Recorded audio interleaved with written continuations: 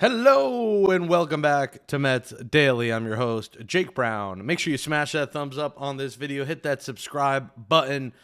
Wednesday's show, our most viewed show of the off season. So keep watching, keep subscribing, keep smashing the thumbs up, keep commenting, and keep sharing Mets Daily with any Mets fan that you know. We appreciate your support of the channel. You can scan that code, become a Mets Daily Insider member for just $5 a month, and follow me at Jake Brown Live. Go subscribe to my YouTube right now while you're here, and make sure you follow me on TikTok, X, and Instagram at Jake Brown Live. Joe Ryan, Jake Brown, Joe Ryan, two common names, short names. Could Joe Ryan be a New York Met?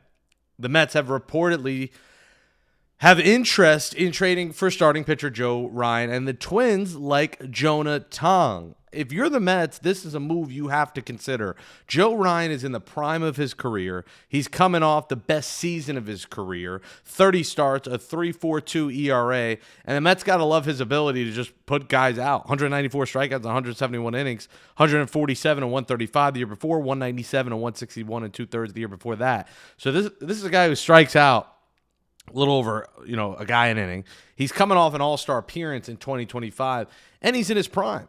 This is a guy, Joe Ryan, that will turn 30 years old in June. He is right in the thick of the prime of his career, and he's cheap. Under contract for 2 more years, under team control for 2 more years in 2026 and 2027, where he's arbitration eligible, making around $6 million is the estimate for 2026.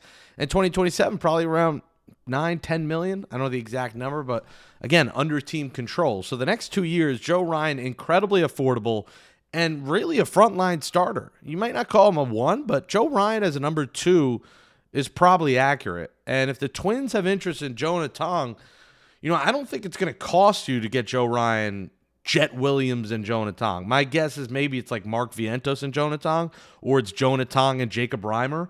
But if you're the Mets, I don't know if you're going to have to include Jet Williams, because Jonah Tong is 22 years old, has the chance to be like a Joe Ryan, and, is essentially free for a while. He hasn't hit arbitration. He just got to the big leagues. So you're not going to have to pay Jonah Tong for a very long time. And Jonah Tong's probably just going to slot right in that Twins rotation. Maybe starts the year in AAA, but before the All-Star break, he will be part of that rotation, assuming all goes okay. So I don't know if it's going to take a massive haul to get Joe Ryan if you're giving them Jonah Tong. Now, can you find a way to package Joe Ryan with Byron Buxton? Then it's going to be Jet Williams. It's going to be Jonah Tong. It'll be, a Vientos, probably a couple of prospects. It might cost you a decent amount, but, if you're the Mets, I'd say do it. I know it's tough to give up on Jonah Tong so early, but the reality is this. The Mets aren't going to keep around both Sproat and Tong. They're just not. They have a lot of guys in the rotation. There's just not a spot for both of them at the moment. Now, you may regret it in a couple of years down the road, but the Mets are trying to win now. And, with the money you have right now and the money you continue to have and the money that may come one day from this casino, I don't think you're going to be short of funds down the road with Steve Cohen. So I think you got to go in, and Joe Ryan is a really good pitcher. So if I'm the Mets, now if it's Jet Williams as well, I think you got to ask them for Buxton. You got to say, hey, if we're giving you 2 of our top 4 prospects, you got to get Buxton and then figure out a package. But I'm in. Let me know what you think in the comments. Do you also have interest in getting a deal done for Joe Ryan? Devin Williams' contract details have fully come out. And I think if you're a Met fan, now that you hear these details, you've got to feel much better about this signing. Devin Williams will get $10 million a year for 3 years. $5 million on top of that will be deferred. So the Mets entering the Dodgers camp of deferring money, and I think that's brilliant. Plus a $6 million signing bonus. He'll get $2 million each year. So, in terms of the average annual value, it's $10 million a year. Now, I'm not sure how it counts against the cap exactly, but I assume because the money's deferred, it doesn't count against them since they're paying it down the road. Now, the signing bonus might, $2 million a year, but they could figure that out later. $10 million is the current present day value. And I think that makes this easier to stomach, and it makes it easier to get Edwin Diaz. It makes it easier for you to say, all right, we'll give Diaz 5 years now. Because if you're giving a great 8th inning guy and the best 9th inning guy a combined, say, 33 million a year combined, between the two. That's not terrible. You're giving Minter as well 11, 12 million. So, listen, it's a lot to the back end of the bullpen, but you need to lock down those final innings because when the Mets don't have Diaz and when they go to other guys, it was a nightmare. And, it's the difference between winning and losing games. And listen, it's the difference between making the playoffs or not. We know the Mets were one win away from making the playoffs, and that's not on Edwin Diaz because he was great. But a couple extra wins, thanks to a back end of a bullpen, changes things. Like, for example, the game they lost when Ryan Stanek blew it because Edwin Diaz wasn't available. You win that game, you make the playoffs. So there's going to be situations where maybe Edwin Diaz is unavailable. It's like, all right, now we'll go to Devin Williams to fill in. Or both of them are unavailable. Okay, now we'll go to Minter to fill in. So you want to be as deep as possible on that back end. And if your starters can give you innings, 6 or 7 innings, and you're talking about, all right, Minter/Raley, depending on matchups, for the 7th, 8th, Williams, Diaz, the Mets are going to win a lot of baseball games. So I think that makes it easier to stomach here on the Devin Williams front that the present day number is just $10 million. Like when you first heard the deal, you're thinking to yourself, we're giving this guy all that money. But when you break down how they structured it, I think it's genius by David Stearns. It wasn't genius by David Stearns to go out and get Cedric Mullins. It looked good at the time, but it turned out to be a disaster. Cedric Mullins was god-awful in a Mets uniform, and now Cedric Mullins gets himself, listen, $7 million isn't crazy for a guy that's been in the league as long as Cedric Mullins, but to get that deal after how awful he was with the Mets, and let's be real, he just didn't have a good year in general. Because of how bad he was with the Mets, Cedric Mullins ended the 2025 season 17 homers, 59 RBIs, 219 average, a 299 on base. So a sub 300 on base with the Mets, 2 homers, 10 RBIs, hit 182 with a 284 on base. So Cedric Mullins get himself a decent payday at $7 million. He'll go to the Rays, where I assume he'll be an everyday starter, either in center field or DH. I assume he'll be their center fielder. So good for Cedric Mullins. Obviously, there was no place for him to come back on the Mets, but he gets himself a nice deal. What a disaster that turned out being. Another name I wanted to point out, because he was another guy, if the Mets did not bring Edwin Diaz back, is Emilio Pagan, who is the Reds closer. He will return to the Reds on a 2-year, $20 million deal. So Ryan Helsley gets 2 years for 28, dreadful with the Mets. Cedric Mullins gets 1 year for 7, and a potential Mets bullpen target, Emilio Pagan, goes back to the Reds for 2 years and 20. So $10 million a year, that's what the present day they're paying Devin Williams, and Ryan Helsley getting $14 million a year. So smart by the Mets to move on from Helsley. Pagan, I don't really think is worth it. Just go get Diaz. And if not, give me Fairbanks, give me Suarez, give me one of those two, and then add some more pieces as well. But just stop being, penny safe with the years. Give Edwin Diaz that deal. A lot of comments, a lot of views on yesterday's show. Let's get to them. Keep on smashing that thumbs up, hit that subscribe, hit that share, and follow me at Jake Brown Live. From Nezzy765, Diaz needs to be top priority. I agree, Nezzy. I've said it over and over. I say it every day on here. I think the Mets got to bring Edwin Diaz. I agree with a lot of Met fans on that. I know I disagree on the Pete Alonso front. I don't think the Mets should bring Alonso back. But again, no updates on Alonso. Reports are it's Mets and the Red Sox are the two interested teams. Who knows? We haven't heard much. It's another offseason where Scott Boras is probably demanding way too much for Pete Alonso, and there doesn't seem to be the interest, even though, he had a better season.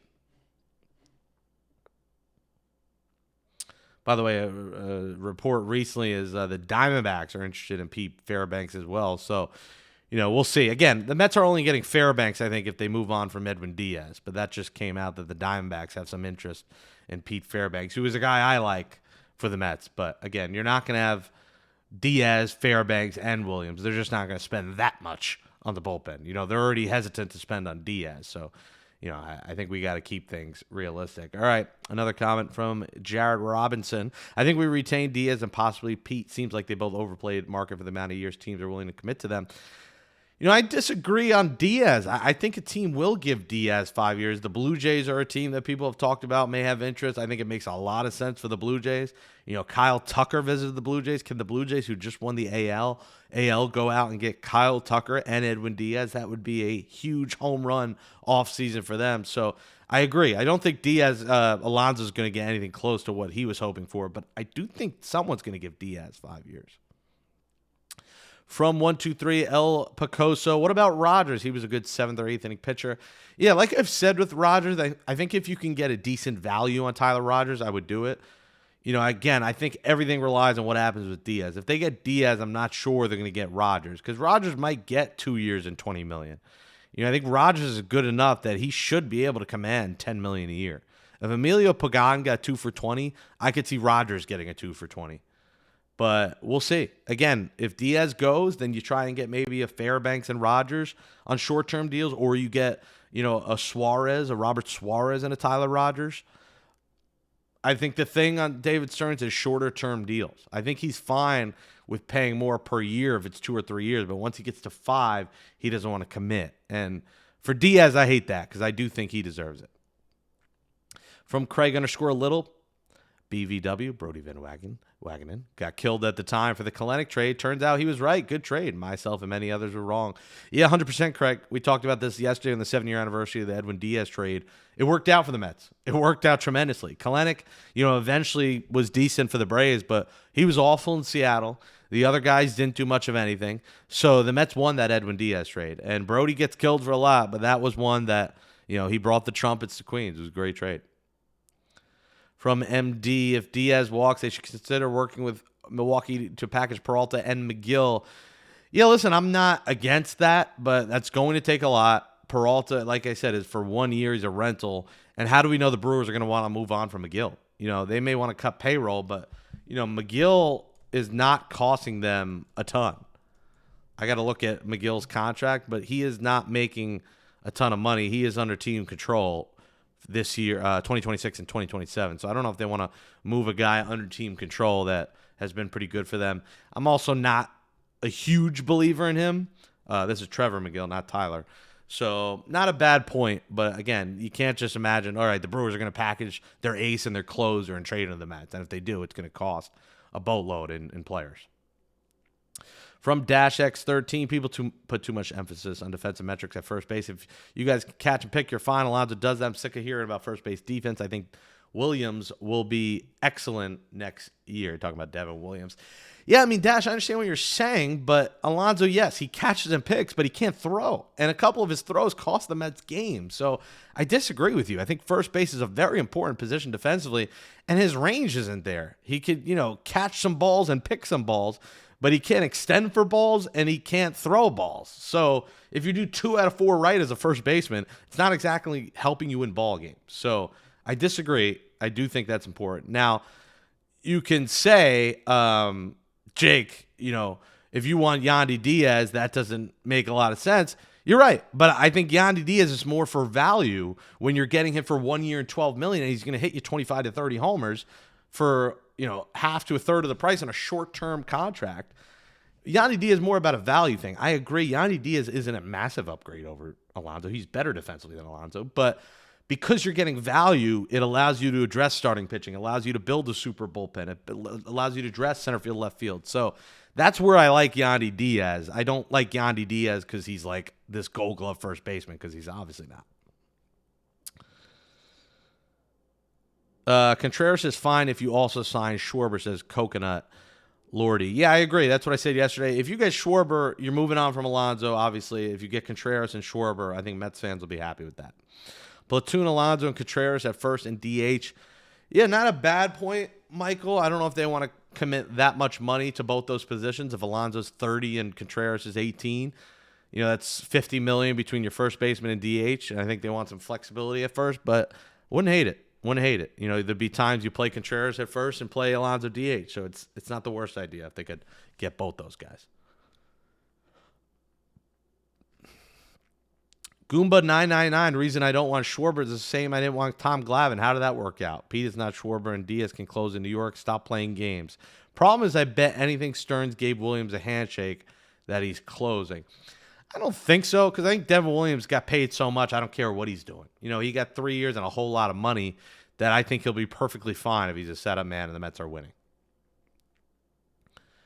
Sandra Brooks says, Diaz or bust. Stearns need to stop dumpster diving. I do see anything really good for the Mets. Yeah, listen, he's not dumpster diving. Devin Williams, outside of last year, has been one of the best relievers in the sport. So I disagree on dumpster diving with Devin Williams. And it's so early in the offseason, not many moves have happened. So, I don't know if I agree on dumpster diving. But yes, obviously they need Diaz. Loso and Banks says, again, no Kyle Tucker. Yeah, Tucker's not going to the Mets, guys. I would be shocked. It's going to be a 10-year, $400 million. It's going to be a boatload of money. I could very much see him ending up with the Blue Jays. Ethan K says, if the Mets move on from Diaz to Suarez, that's just a lateral move to an older guy. It would be a huge mistake to have Williams be your closer come opening day. It's just reiterating the narrative of Stearns only going for the cheaper option because he doesn't want to go beyond for a proven guy in your team. Listen, I agree on the Diaz front. It wouldn't be a good look. Like I've said, Alonso's different. It's Boris. It's ridiculous ask. Diaz, I don't think it's a ridiculous ask for him to be the top paid closer in baseball because that's what he is. So Suarez is 100% a lateral move, but listen, you have to realize, guys, there is a chance Diaz goes. And if he goes, we have to move on. We're not quitting on the Mets because Diaz goes. It's going to be infuriating. I agree. But next year, I'm going to be at the home opener. I'm going to root for the Mets. So, we have to imagine a world without Diaz because it is a possibility. And if Suarez is that guy, you're just looking at who's out there. He's probably the next best available closer. He is older, and the reason you would get him is because it would be a shorter-term deal. J2318 says, do you think the Mets try the piggyback strategy to a greater degree next year with Peterson, McClain, Sproat, Tong, Holmes, Manaea, Scott, Senga, and potentially on the top of the rotation guy like Valdez? Maybe the plan is to piggyback often and reduce the need for middle relievers. Could possibly be the next iteration of the bullpen game. Yeah, it's not a bad point, Jay. I don't think the Mets would do that in the first half of the season. It feels like something they will maybe think about later in the year. And if they have gotten the playoffs, I think that was going to be what they were going to do each game. So I don't think it's a bad approach late in the season, especially if you're in a better position for the playoffs than the Mets were in. I mean, they crumbled away. So it really depends on your situation and injuries, but I do think you will see some piggybacking, but I don't think that's something the Mets want to do in April, May, June. They want their starters to go, and I think part of the reason they would want to move on from Senga is because they'd like to go a normal 5-man rotation. And with Senga, it's a lot of times where he needs that extra day, and the Mets have to cater the rotation of one guy. They love to just have 5 starters that could go a normal rest. Tim Friss says the Mets will bring back Edwin Diaz on a 4-year contract worth $88 million. Yeah, at this point, I don't know if that's going to get it done. I think Diaz wants 5 for 100 plus, so I don't know, Tim, if 488 is going to get it done. I would gladly do it, but I just don't see that number getting it done. From Michael Mark, Risan Alonso, Luis Fernandez. No one's talking about Marcell Ozuna. He's a free agent. He's a power hitter DH. Will be better than Vientos. I can tell you that. The reason not for Ozuna, one, he's regressing as a player. He's getting older. And 2, he's a terrible clubhouse guy. I mean, he's gotten into trouble. He's had, domestic violence charges. He had the DUI stuff. So I just don't think he's a fit in this clubhouse and as a person for the Mets. And listen, he regressed last year. 21 homers, 68 RBIs. The year before, the last 2 years prior to that, yeah, he was a 39 and 40 homer guy. But I just don't like the person Marcell Ozuna. I just don't think Mets fans are going to like the guy. And it's important to get the right clubhouse guys. It's not about just superstars, and we saw that in 2025. Get rid of, says, why not go after Eugenio Suarez? That's something we'll probably talk about. I think Eugenio Suarez is a name the Mets should consider at DH. If they can get the right price for Suarez, he's a guy, especially if you moved on from Alonso, you can stomach moving on from Alonso if you go get a 40-homer guy in Eugenio Suarez. I think at third base, he's just not good enough defensively. But yeah, say if the Mets traded for Yandy Diaz, they sign a Bellinger, and they go sign Eugenio Suarez, I think that's a pretty good offseason. And then add pitching, of course. All right, folks, that's enough for today. Thank you so much for watching. Make sure you smash that thumbs up, comment below, subscribe, follow me at Jake Brown Live, and we'll talk to you tomorrow on a happy Friday. We might have a special guest on tomorrow's show, so stay tuned. Thanks for watching. Mets Daily.